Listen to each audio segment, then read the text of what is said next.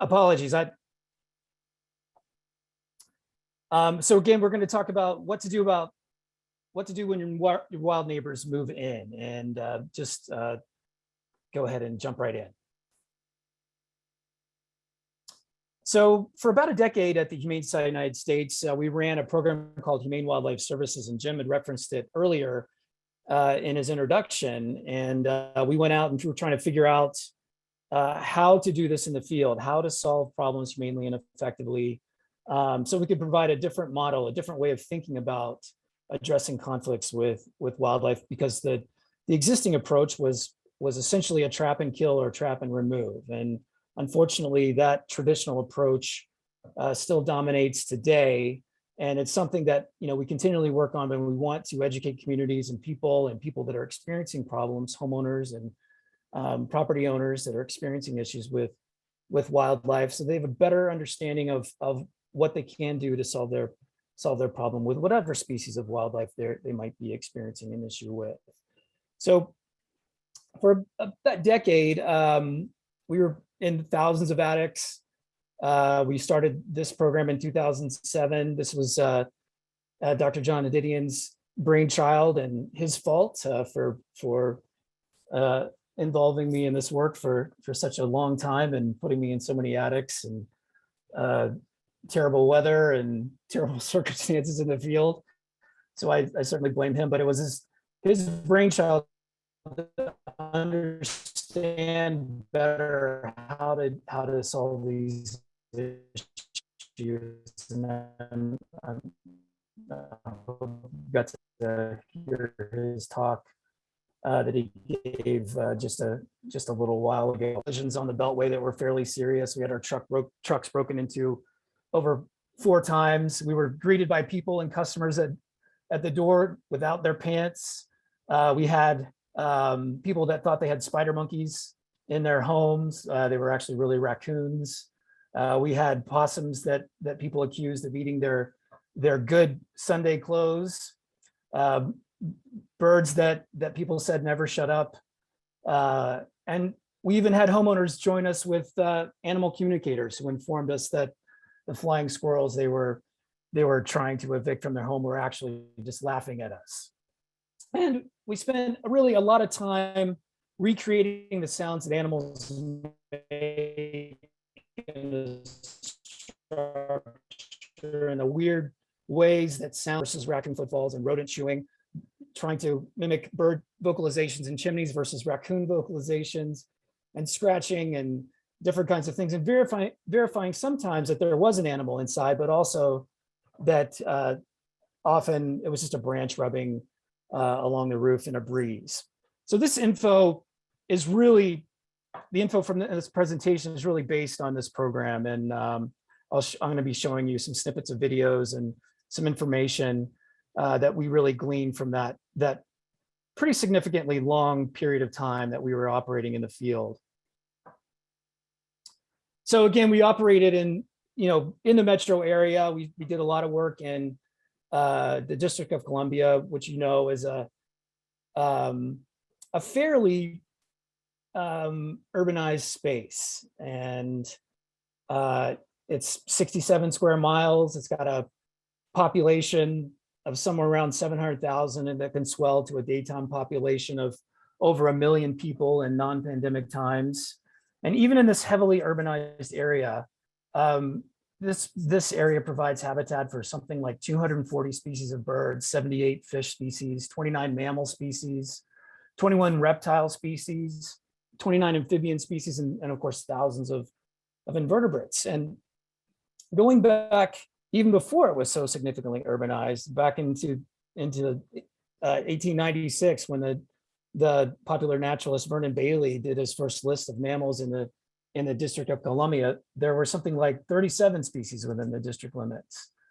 And that included the opossum, 5 species of squirrels, the woodchuck, 9 species of mice and rats, house cats, 2 species of foxes, of course, the raccoon, the skunk, the otter, and the mink, the weasel, and 5 shrews, 2 moles, and 8 species of bats. So there may have been a larger number of species at that time, but there's certainly higher volume of animals that have adapted to this urbanized area, animals like raccoons and opossums and squirrels that are doing really well and living, thriving really in this environment and in the surrounding areas of the curtilage of our properties.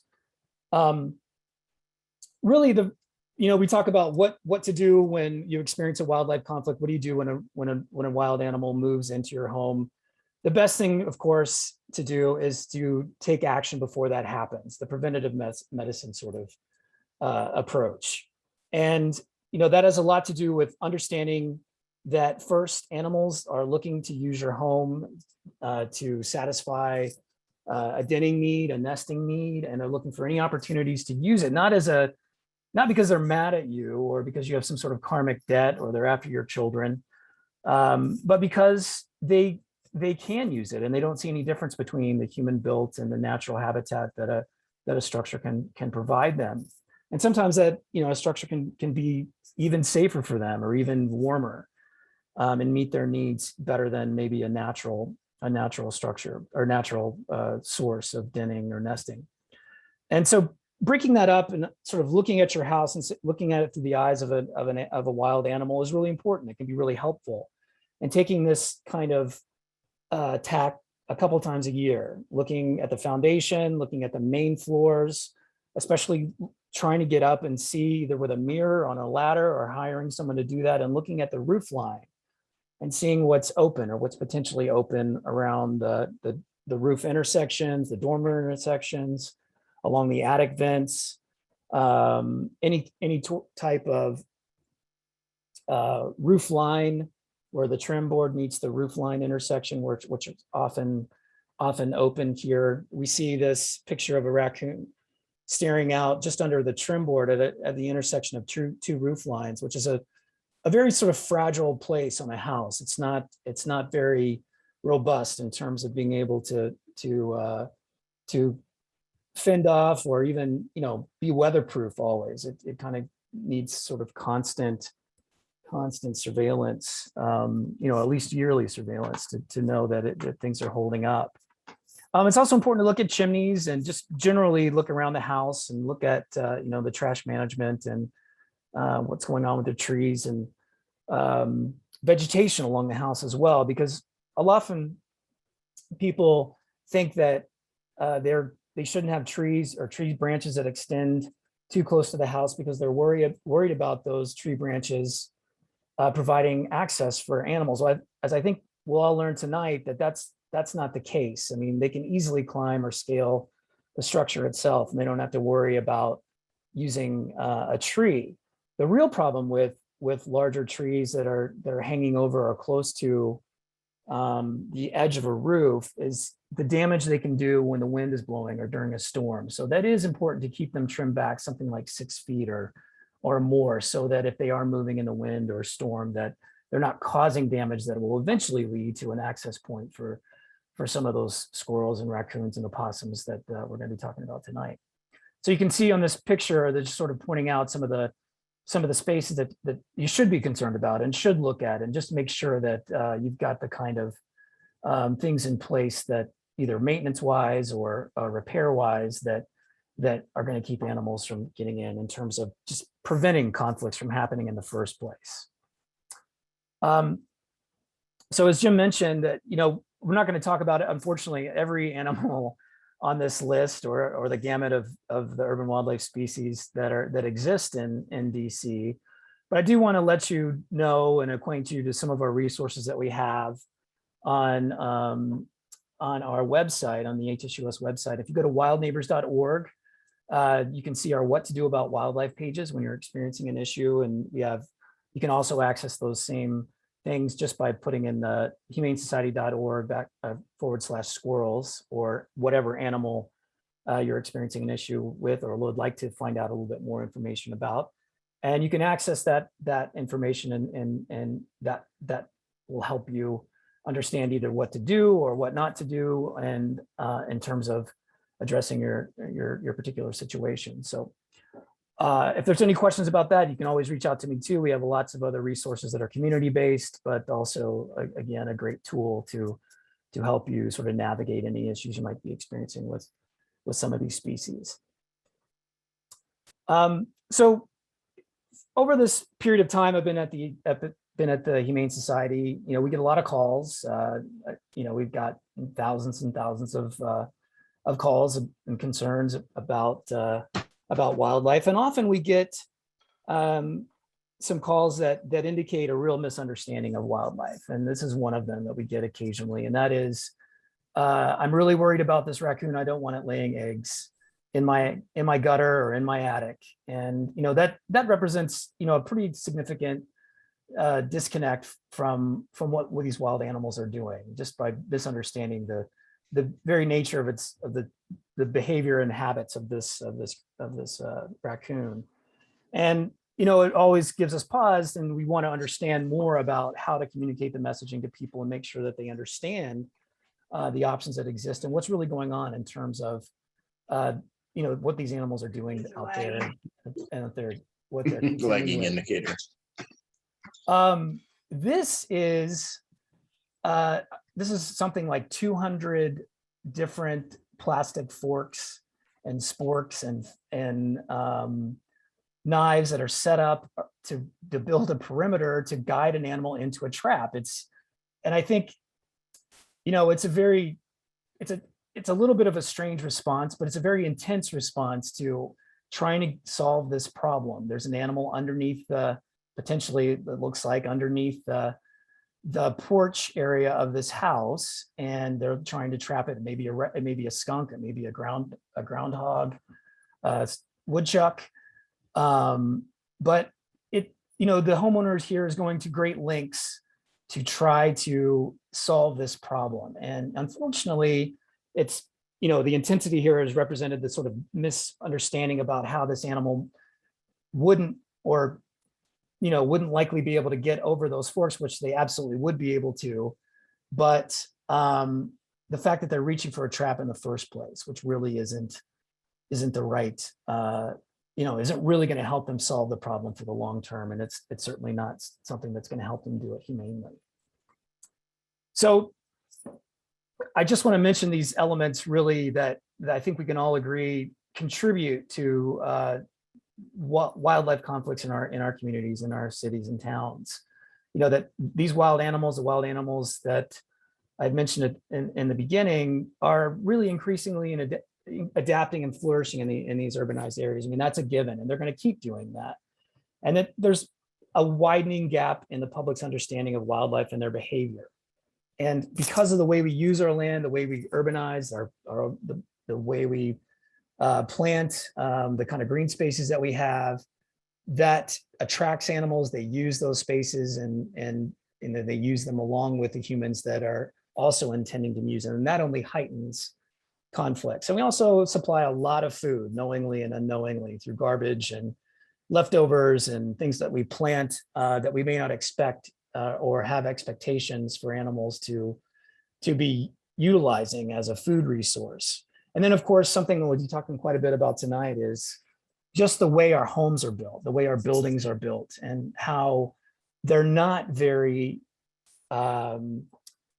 necessarily wildlife proof. And there are some elements that are built into our homes that are susceptible to wildlife intrusion. And there's a lot that we can do about that. And there's also it's important to know that these animals aren't typically making holes to get into homes. They're using existing openings to get to their nesting or denning opportunity inside the home. So again, on that same idea, like the misunderstanding of what wildlife are really doing in urban areas. I mean, this picture to me really represents how people get really upset. And obviously, I mean, of course, they're upset. They don't want animals living in their homes. It's very distressing. And we don't want animals, you know, residing in your home either. We want you to find a way to get them out effectively and to do it without unnecessarily killing them or harming them. And there is a way to do that. And there's a way to better understand that their behavior is what is important to really get a handle on, so that you can make the right choices in how to remove them and how to solve the problem. when they're mating and breeding and when they're establishing denning and dens and nests. And also importantly, and maybe the most important part here, is when they're rearing young and how long that period of time actually happens. So when there are young likely in the house and the parents are caretaking for them, going in and out, but the young are still inside and are not ready to emerge until they're weaned. And we're going to talk a little bit about that, that kind of calendar of events as it affects certain species. So again, this idea that urban, some people that live in communities don't, hold simply the belief that wild animals don't belong in cities and have no right to be there, and really would be better off if they could be moved to their natural habitat. We get that a lot. Can they just take them somewhere? Well, there really is no other where, so to speak. The animals are here, and there's no sort of sanctuary or special place where they can be moved or should be moved. They belong in our communities, and we've got to figure out ways to keep them here, but also keep them out of our homes and effectively address those problems. So if you're looking at BC from a raccoon's perspective, you are looking at an amazing amount of habitat and opportunities, including open chimneys and trees and all kinds of food resources and garbage, and the trees that have masts and fruits. And that's important to understand that. I mean, even a raccoon in DC can basically live an arboreal life and not have to get on the ground if they don't feel like it. And just to recognize that these homes, these structures that we build are part of their habitat, and it's it's important to take that first step in solving a conflict by understanding that there's something we can do about that. There's something we can understand better about why this is happening, or why this conflict might be occurring, why there might be a raccoon in my attic or in my chimney, for instance. This is some great video that we took just off a main thoroughfare off of 355 in Gaithersburg, which is a fox mama here, a vixen, who is caretaking here for something like 11 of her kits. And it's just, it's a powerful reminder to us, in these heavily urbanized areas, that these animals are living their lives and thriving, and they can do it right under our noses. You can see there the road, just about 50 feet off that side of the road, off of a 4-lane heavily traveled area. And we've got situations like this where the foxes are a little bit closer. They're right under our nose, right under the porch. And this is a young fox kid who is doing some exploring here and just about ready to disperse. We've got beavers in our community ponds in the areas where they're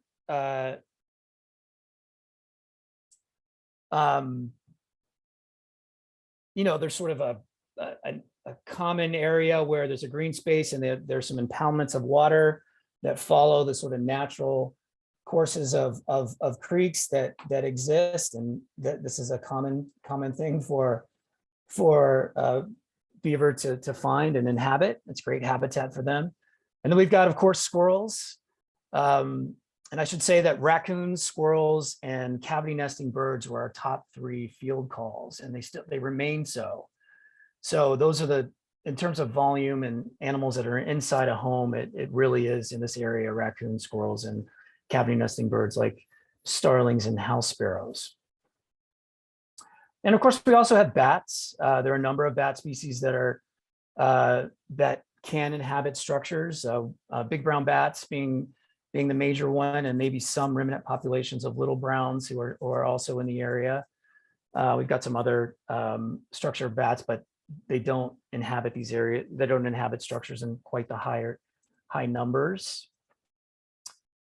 Here's a picture or a video of some bats returning to the roost. This is a colony of bats and a job we did of about 60 or 70 big brown bats on a farmhouse. This is a necessary step to really understand where, if you're going to solve the bat problem, the bat intrusion issue, how they're getting in and how many of them there might be. And a lot of people don't know that bats actually can move around in a structure really easily. They're really adept at utilizing the interior space, and can access a large part of that, a large part of the attic, a large part of the void space, and use it as they need to based on temperature and wherever they are in sort of the development of, if it's a maternal colony and they're raising young, or if it's a bachelor colony and they're just a bunch of males hanging out. And we've also got habitat in our chimneys that are not only for raccoons but also for chimney swifts. And this is something that would happen pretty frequently in really late summer. You would hear some pretty interesting vocalizations coming out of the chimney, and people often thought it was raccoons, but really at that time of year it was chimney swifts, and that is a really interesting mechanical alarm call. But earlier in the year, if you hear vocalizations and things emanating from your chimney, it's likely a raccoon. Later summer, it's probably chimney swifts, or it certainly could be. We've had animals like the common black rat snake, who they're great climbers and they access structures all the time. They're of any snake that we have in the area, they're the one that most sort of frequently get into structures, finding their way in the same way that small rodents do, like field mice and white-footed mice. So they can utilize that. They actually attracted to those kinds of entry points because of the mice, because they're using it, and they're sensing and chemically sensing their trails and finding their way in those same size spaces. And we would get a lot of those kinds of calls where people were finding skins in the laundry room or in the water heater room, and we're pretty justifiably freaked out, but and often not very placated or reassured when we told them, oh, at least they're doing rodent control. That wasn't quite enough of a palliative there to get them over the fact that there are a snake in their house. So, I mean, raccoons and these other animals aren't just using the structures to den and nest, and they're also using our infrastructure. Using the sewer systems as temporary loafing spots, or a way to transit back and forth to different parts where they're less likely to encounter a predator or a human, a dog, etc. So they're really, I think, of anything that we probably learned about any of these animals, especially raccoons, over the course of our work on HWS, was just how much we didn't know about them, and how they were so adept at understanding exactly how to use the kinds of things that we had built without ever intending for them to use it. So of course, a large tree with hollows becomes this perfect analog for a den for them. It's safer. It's maybe more cozy. It's more protected from the weather. Sheltering inside and raising their young on the smoke shelf here, right at number 3 on this diagram, in the chimney cutaway, where it was easy for mom to do that and be able to scale up and out and go on foraging runs and come back and care for her young there. Unfortunately, the sort of dominant way of taking care of what people consider a conflict or an animal intrusion is with a trap. And it's mostly based on lethal removal. You can see here some real signs of animal welfare impact, for a raccoon being trapped on a roof and grinding its teeth on the metal bars and really causing some damage. That screen actually underneath the trap here is to make sure that the raccoon doesn't cause damage as it's trying to escape the trap on the roof itself. So lots of problems with this. One, you don't know if you're getting the raccoon that's actually in the home because of the overlapping ranges and things like that. I'll talk about that in just a moment. But also that if it's summertime, you're probably orphaning young that are dependent on this mom who's here. Again, what's the purpose here? If you can just make sure they don't get into the home, why is it necessary to trap and remove or trap and kill? And that's a common thing. This is a trap that's illegal in DC, but we saw them anyway. This is a conibear style trap that is a lethal trap. The squirrel that was causing the problem is actually still inside, and we were called to get in to help them actually resolve the problem for permanently. And this, really the squirrel didn't have to be controlled. It's a common thing. It's not just commercial, it's a homeowner response as well, that like, oh, I got to put out some traps. Here's a volume trapping effort here to get 1 or 2 squirrels that may be in this home and maybe accessing it through the dormer intersection here. Not, they can still, even here, catch a number of squirrels that are just transiting through, attracted to the bait, and not even catch the squirrel that may or may not be utilizing the home as a nest site. So we ran into lots of different situations, including traps that were left in attics, left with the animals left inside and never checked, and of course the animals died a very inhumane death. So we don't, we really want to move towards a better, more comprehensive approach here, and this eviction exclusion model, which I'm going to be exhibiting here in just a moment. This also was a consequence, the orphaned raccoon kit scenario. I mean, orphaned animals in general that should not have been orphaned, and this is a particularly difficult issue for wildlife rehabilitators, like places like City Wildlife, because when these animals are unnecessarily orphaned or are not truly injured and didn't have to be orphaned, then for raccoons there's really nowhere to go, and it's very sad and very, very complicated, and it shouldn't be something that is common in terms of the way we practice wildlife control. Another one, unfortunately, that still exists is people smoking out raccoons in the chimney when the raccoon mom gets in there and has her young on the smoke shelf, and then setting a really hot fire and trying to smoke them out, and it just doesn't work. It actually kills the young because they're too small or to get out on their own, and maybe too big for mom to carry out up through a very heavy column of smoke. But unfortunately, it's something we encountered in the field, and something that we know still goes on, just because it's that kind of advisement is circulating on the internet.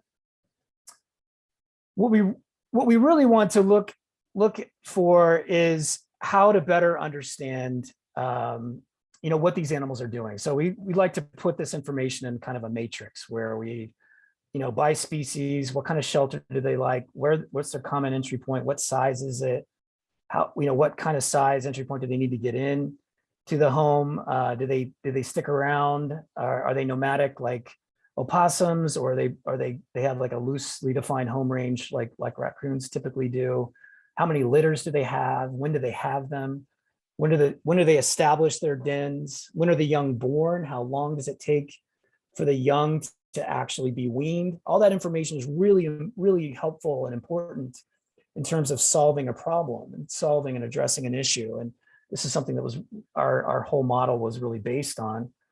And if we look at raccoons specifically, we're looking at, they're excellent at everything, really. They're excellent at climbing. They have great night vision. They can great, hearing and sense of smell. They're excellent swimmers. But they can also access a lot of different types of shelter in terms of the attic, getting in an attic, getting in a chimney, avoid space.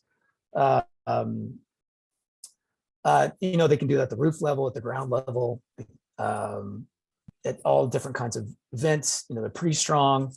They can actually, as big as people sort of perceive them to be because of their fluffed out coats, they really only need to get in the hole as small as like 3.5 inches. And we'll see a little bit about that in a second. Again, and it's important to just harken back to what Dr. Hadidian and John Hadidian mentioned in his talk about the findings they had discovered on their radio collaring efforts in Rock Creek Park, and this is a one sort of loosely defined home range for one female raccoon who they had found in over 116 different den sites that she had used over the course of the study. And those were both human built and some of these natural dens like trees and ground dens and along different sort of vegetation and plantings and things like that. So it is important to mention that they do have all these opportunities that they can move around, and that there are other raccoons that are using that space at different times as well, the overlapping home ranges. It's important to understand that you've got to identify the animal that is the individual that's actually not only the species, but the individual who's getting into or who's causing a problem. I just want to show you that just their ability to climb is so incredible. Here's a raccoon going headfirst down a chimney flue that's about 13 inches by 13 inches. And just you can see that they were bridging that distance and really able to do it. The alternative here is that when the young are trying to do that, they're just literally not big enough to be able to do that at this young age. You can see that they can get up. This is looking up vertically from the smoke shelf up through the flue, and they cannot themselves climb up without the help of mom or until they're a size bigger. So this is sort of has some consequences in terms of, like, you can't harass them out at this stage. You have to wait them out until they grow a little bit bigger and they can climb out on their own, and they will leave with mom. And so we're going to, continue to talk a little bit about the seasonality of some of these things and the considerations that need to be taken when you're thinking about how do I solve this problem the best way, even if it takes a little bit longer. So I don't either exacerbate it or I don't cause unnecessary harm, or I don't make it more expensive for me, for myself as a homeowner. This would be the way you would take out a raccoon if you were going to try to take them out and introduce them back to mom in a reuniting effort outside the structure. So you can remove them obviously live and then reunite. That is definitely a possibility. We did a lot of that. This is a raccoon. Just wanted to show you again some of their ability to squeeze into a really small space. This is a space that is this distance right here to here is 3.5 inches. We measured. You can see they're really belly crawling in and out to get in that open space. So it does make a difference about how how wildlife proof your home is and whether or not you'll have an intrusion. And sometimes it's harder to see what's actually going on. A raccoon that sometimes we had to put cameras on to really understand how they were using the space. This is an unsecured piece of metal flashing along an intersection that wasn't affixed properly, and the raccoon was simply pulling it up, getting back in, and really leaving no trace of an opening. You can see the real disappearing act going on there. And just in terms of anecdotally how adept they are and how clever they are, and how food motivated they can be, was a job that we had in I think Southeast DC. This was a raccoon who was scaling a 5-story school building and on the exterior, and then getting in an uncapped chimney that was defunct. It had been, the flue had been taken off, but it was still connected to the void space. So it let this raccoon into the void of the building, the interstitial spaces. And that raccoon was navigating those spaces all the way down 5 floors, maybe not even ever getting into the living space, and finding it, surprising the kitchen staff every morning, and then going out the door when they opened the door for him, and they couldn't figure out how he was going in. So here he's caught a little red-handed. Of course, raccoons are great climbers, climbing brick, climbing downspouts head first. Here's an example of even in a really, really wet day on a vertical stucco space building, just by using a little pressure from the downspout, climbing right up the side of a building, no problem. And they really are the sort of North America's answer to primates here, just based on their climbing ability, just really incredible. And here we see a mom who's been out on a foraging run with one of her young. You can see she's clearly nursing, but this young one couldn't quite make it back into that space over that really complicated and hard to access edge, and she's stuffing them back in the entry point. And eventually that raccoon learns how to do it on her own. But again, just incredible by mom. This is the kind of thing we want to see.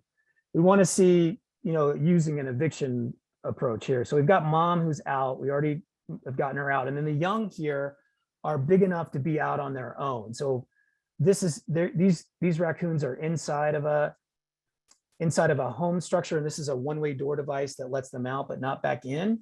And we have a camera monitoring on it to make sure that they're doing okay and getting out as they should.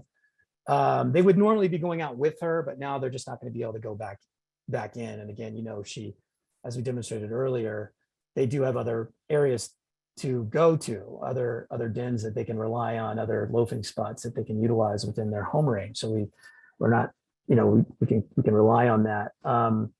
And if this was in the chimney, like as that other video showed, they wouldn't yet be able to get out, although they would normally in this stage be able to forage with mom and start that long,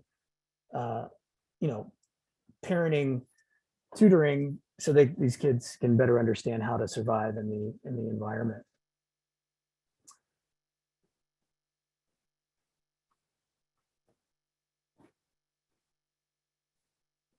This,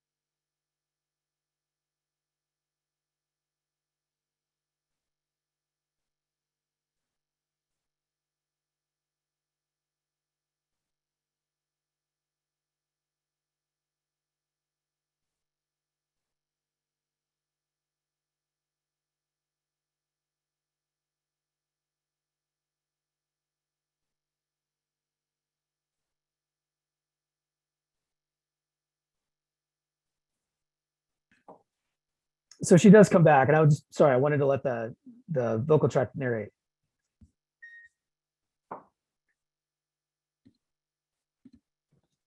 John, I don't think we can hear the vocal, the video. Okay.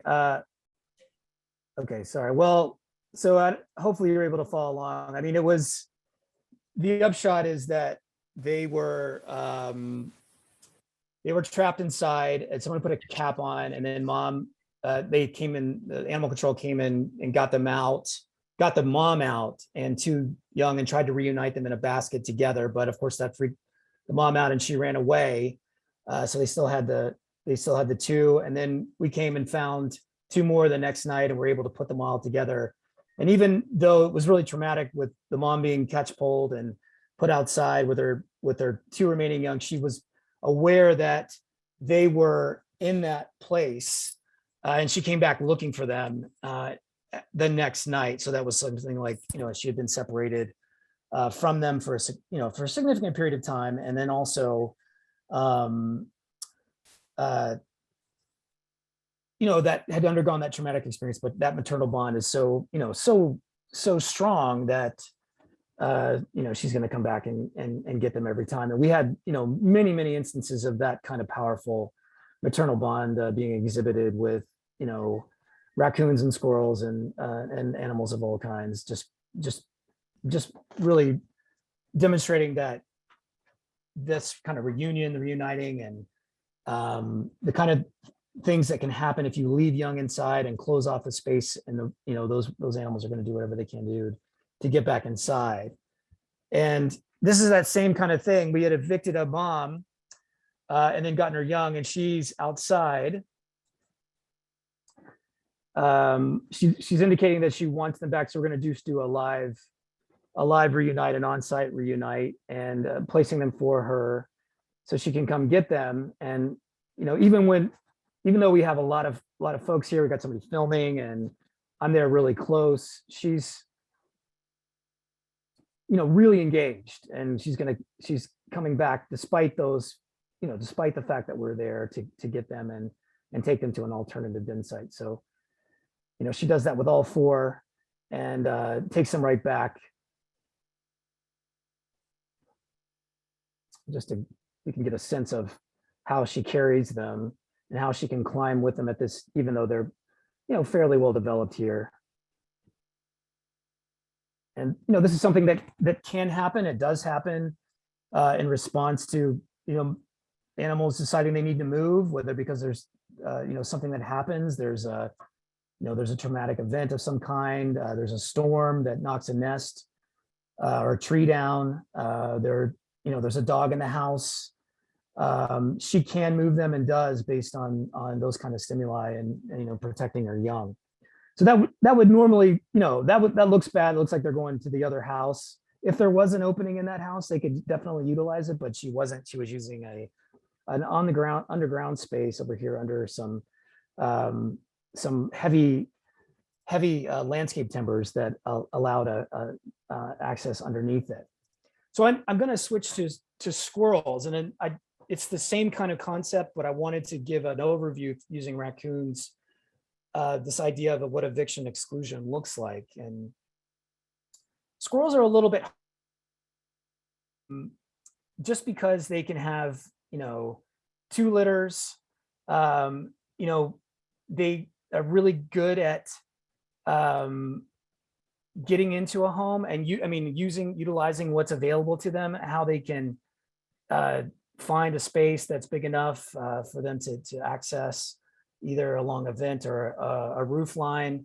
And we really have to understand this kind of seasonal approach, like when they're mating, when they're likely to have young, and when they aren't. And the approach that we ended up taking was just assume they were young unless we could prove otherwise, because it just ended up that we're in a mid-Atlantic area and the temperatures are pretty moderate, and we just found that it was easier to assume they were young present for squirrels.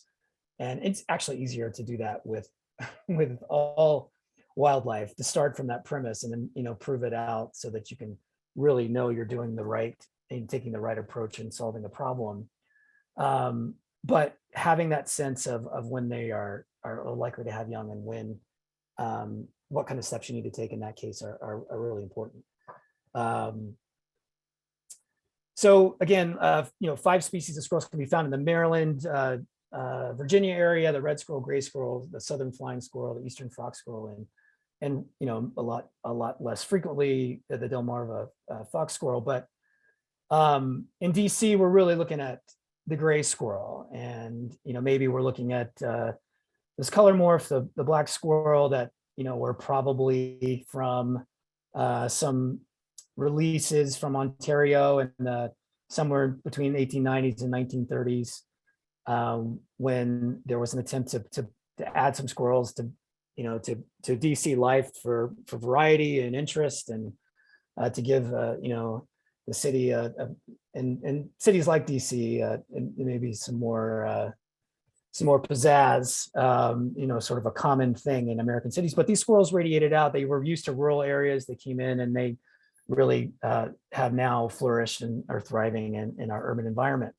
So again, those same kind of considerations to take, how they use spaces. And for squirrels, we're talking about 2 inches. So if they can get their head in a space, they can access that space. And again, they're incredibly good climbers, climbing the vertical face of a building, climbing on downspouts, they're not necessarily reliant on trees to get access to the home. And unfortunately, we've had communities cut down trees that were really mature and beautiful and provided some shade and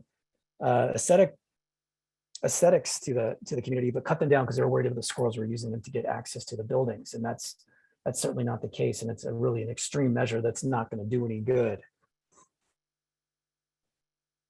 So again, the common problem with squirrels is that the way they access homes are because we can't see over the roof line. From the ground, it looks like everything's fine, but if you get up on there and look at the roof line, you see that, yeah, I've got some pretty significant issues with open trim board or pulled away trim board or non-existent or rotting trim board or a really big opening behind the gutter spout here that the squirrel's obviously using.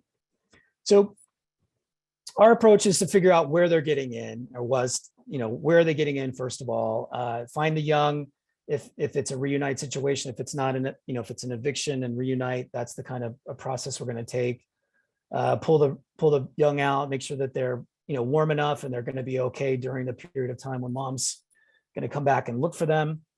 And then make sure that if we didn't scare mom out, we have some sort of one-way door where she can get out and then again hang the reunion box next to that entry point so she can get out. You can see here, this is a 3-inch door where a squirrel is using to get out of a space, and we have a little indicator on there so we know where that's flipped. And also we used a lot of cameras, and cameras are great to verify.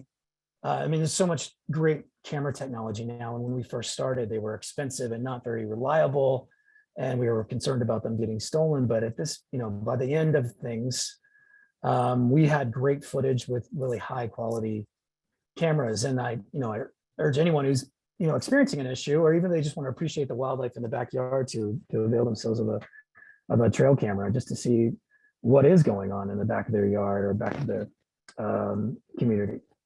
So here we've got a live setup here with actually a color morph squirrel here, a dark squirrel, and her offspring, who's big enough to use the one-way door. Again, verifying it with the camera to know that young. Sometimes it's a little questionable getting the young out.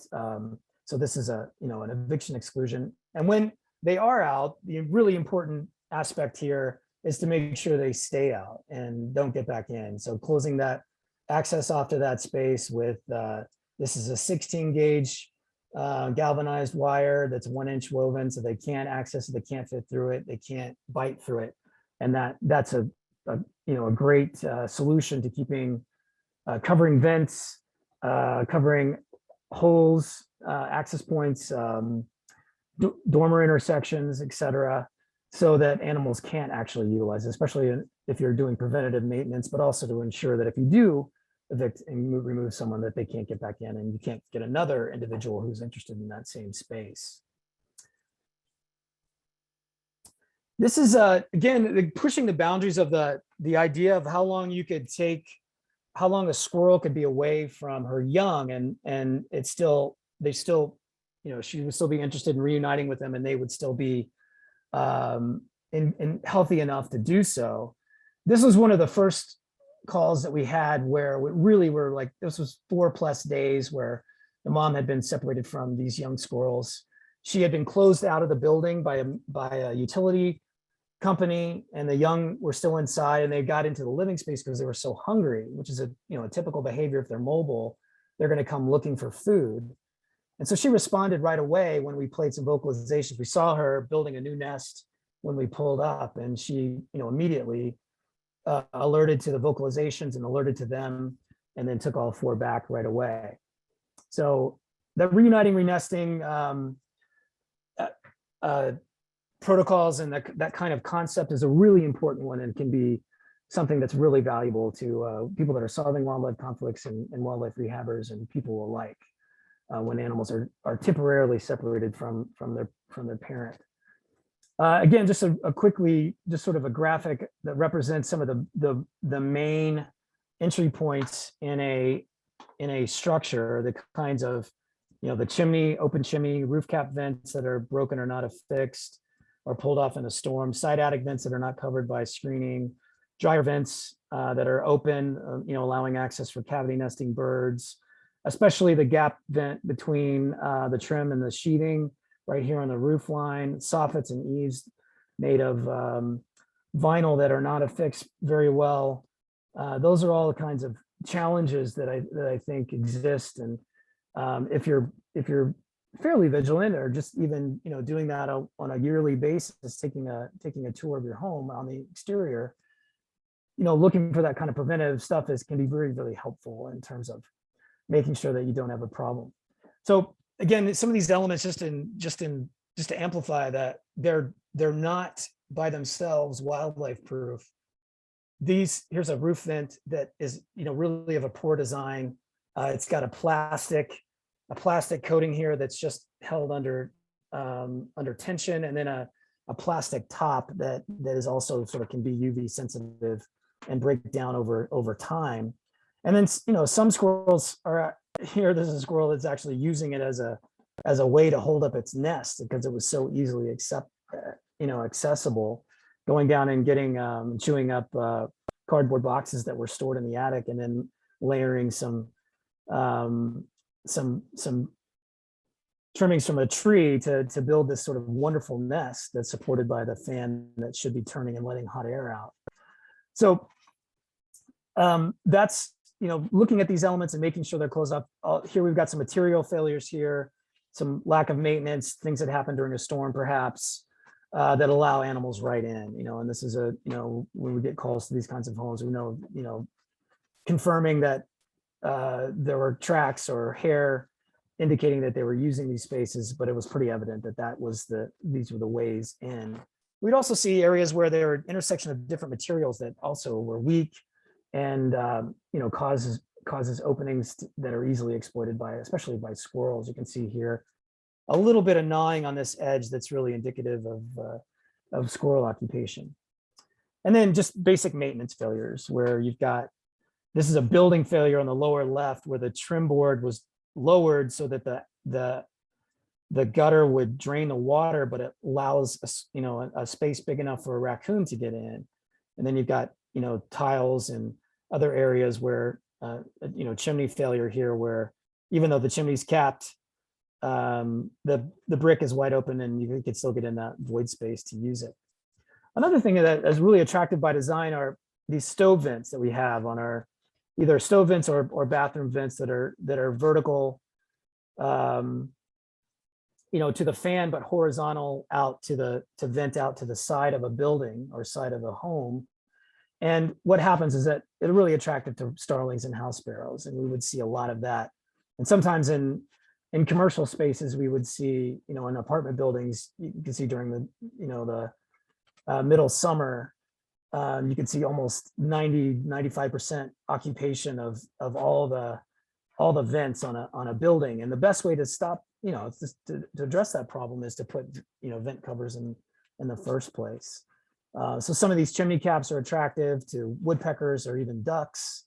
The other problem that we really experienced and we're really concerned about is homeowners taking steps that were really dangerous. And we've got an exclusion attempt here on the left where they took a turkey basting pan and covered up a flue that was venting a gas appliance. And that's a really serious issue. And then we also have the same issue on the right where that chimney's not venting properly because it's not affixed, there's not enough clearance. So it is important, if you are going to take these steps, to make sure that the things you're covering, the vents that you're covering are still able to do their job according to the way they're designed.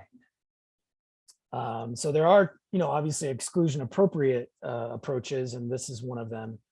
Chimney caps here with 16 gauge wire that lets them function, but doesn't allow animals to utilize them or fall into them. It also really matters when and with what materials you take this on. This is a call that we went on where the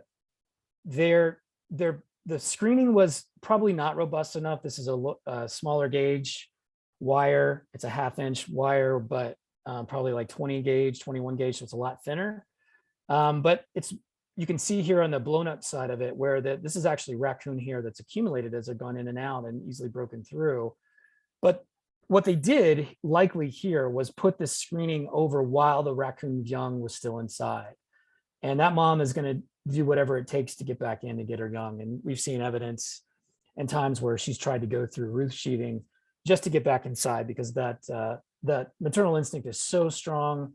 And these are the kinds of things that if you're closing off holes, you think that this raccoon has become a menace, or the squirrel is being vindictive, but it's really just trying to get its young, and you've caught it at the wrong time.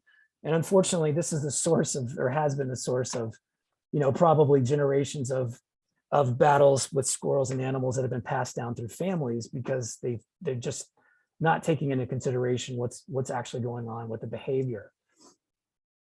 Hey, And John? yes. Yeah, it's about 5 after now, so we should probably wrap up. And I'm giving Mel a chance to say goodnight and thank you for her services. Of course, you're welcome to stay, Mel, but I know that this is exhausting for you.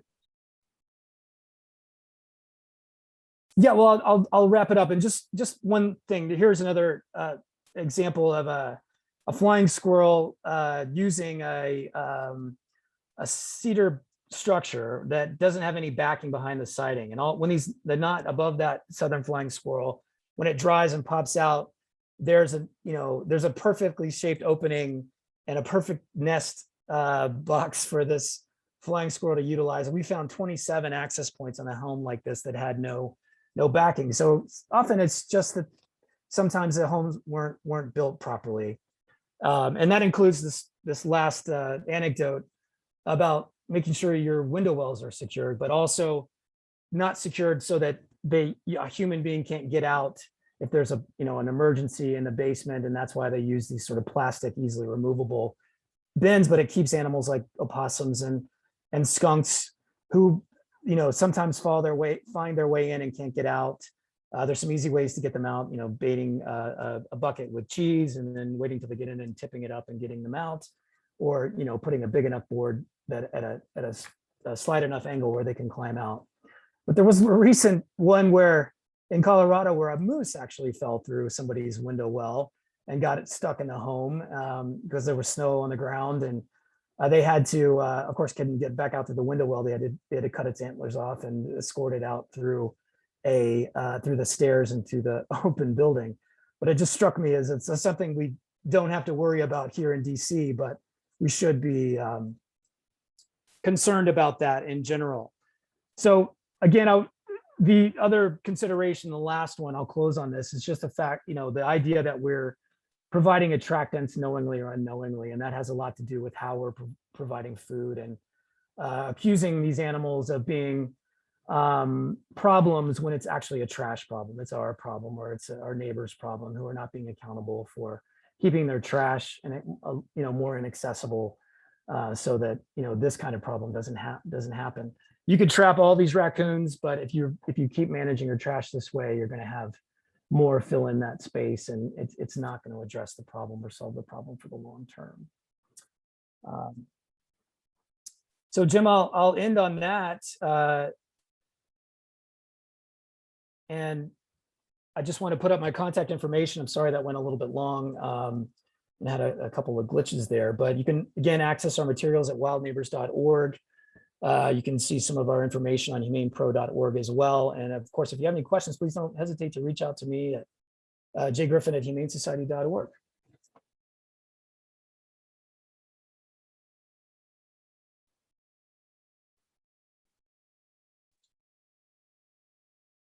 Thank you very much. Thank you. And I didn't know if anybody had a question. I'm John, I can read some out. Do you have time for a few questions if I read them out from the chat? Absolutely. I'd love to. Okay.